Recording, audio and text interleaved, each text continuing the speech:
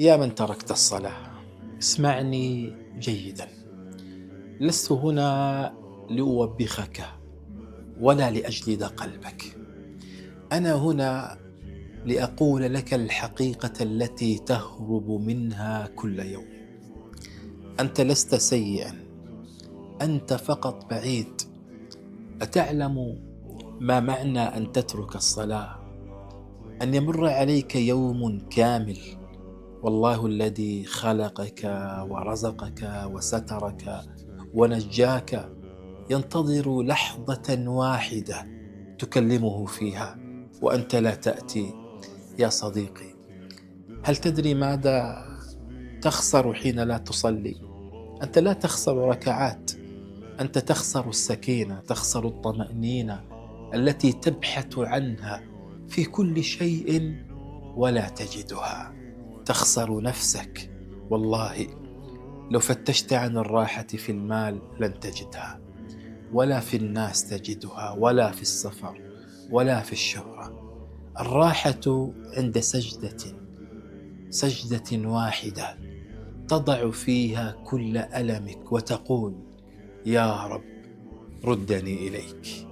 يا تارك الصلاة، أنت تعيش حربا داخلك تعرفها جيدا.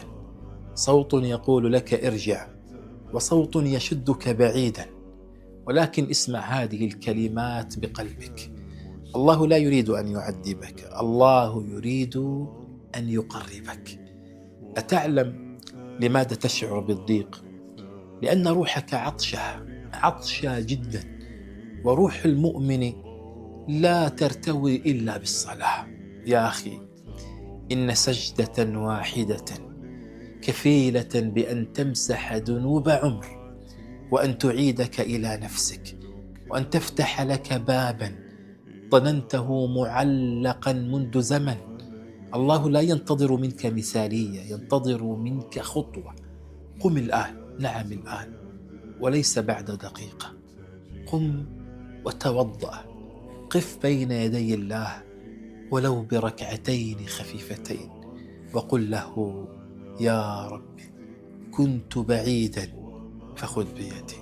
والله ثم والله إن رجعت اليوم ستبكي لأنك تأخرت، ولن تفهم كيف كنت تعيش من دون صلاة. يا تارك الصلاة، الله مشتاق لصوتك، الله مشتاق لصوتك، فهل ما زلت تؤجل العودة؟